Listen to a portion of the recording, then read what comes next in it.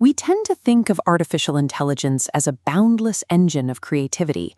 You type in a prompt, and the machine seemingly pulls from the collective imagination of the internet to give you something entirely novel. But under the hood, large language models operate on a strict mathematical mechanism called next token prediction. The system analyzes your prompt and constantly calculates the statistically most probable next word over and over. It isn't trying to be original, it is aggressively hunting for the mathematical average of human thought. Look at this scatter plot. When AI companies fine-tune these models using reinforcement learning from human feedback, or RLHF, they explicitly reward the system for generating answers that are safe, neutral, and universally acceptable. The outliers, the weird, the bold, the highly opinionated ideas are actively suppressed. What we are left with isn't original thought. The machine is engineered by its very architecture to take the massive diversity of human expression and pull it relentlessly toward a predictable, algorithmic homogenization. This flattening effect is highly measurable, and it is already degrading the text being produced today. Human writing shows a homogeneity score of 27.1%.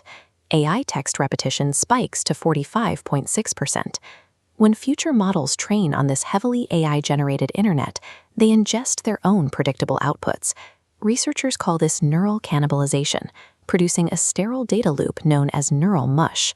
You cannot solve a structural mathematical crisis by simply typing "be creative" into a prompt box. To achieve actual variance, we have to rebuild the architecture of the system from the ground up. The engineering solution to this crisis is a three-tiered framework called the hybrid AI persona. Instead of a generic tool, this blueprint constructs a machine with distinct variants. The foundation of this structure is the knowledge layer.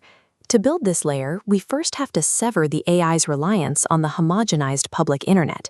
We accomplish this using retrieval-augmented generation, or RAG. This process forces the AI to ground its reasoning exclusively within a proprietary semantic space.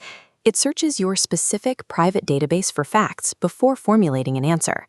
By strictly controlling the inputs, the knowledge layer effectively eliminates hallucinations and upgrades the system from a generic search engine into a highly specialized domain expert. Having defined what the system knows, the second tier, the personality layer, dictates exactly how the system processes that knowledge.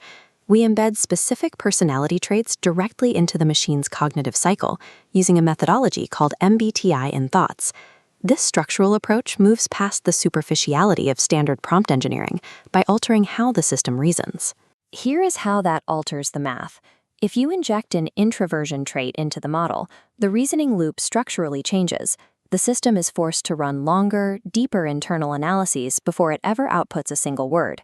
If you adjust the parameters toward low agreeableness or a heavy thinking bias, the model stops trying to please the user. It injects skepticism, sharpens the tone, and introduces burstiness, a natural human-like fluctuation in sentence length. When personality is hard-coded directly into the reasoning loop, it acts as a permanent cognitive filter. It successfully disrupts the machine's default urge to regress to the statistical average. The final, top tier of this blueprint is the values layer. This acts as the ultimate director of the entire system. While the middle layer determines how the AI thinks, the values layer provides the moral compass. It sets the core objectives that dictate why the AI makes its decisions in the first place. For example, if you set the top priority as epistemic humility rather than pure efficiency, the AI evaluates risk entirely differently. When confronted with a complex, ambiguous problem, it will prioritize nuance and acknowledge its own limitations, instead of confidently guessing an answer just to complete the task quickly. By governing the personality layer beneath it, the values layer ensures that the AI's highly unique output remains strictly aligned with your specific operational and ethical goals. When knowledge, personality, and values lock together, the result is the birth of a one-to-one digital twin. By training on your proprietary data, this architecture precisely mimics your analytical cadence, your strategic thinking patterns, and your ethical boundaries. This allows us to achieve multi-agent synergy.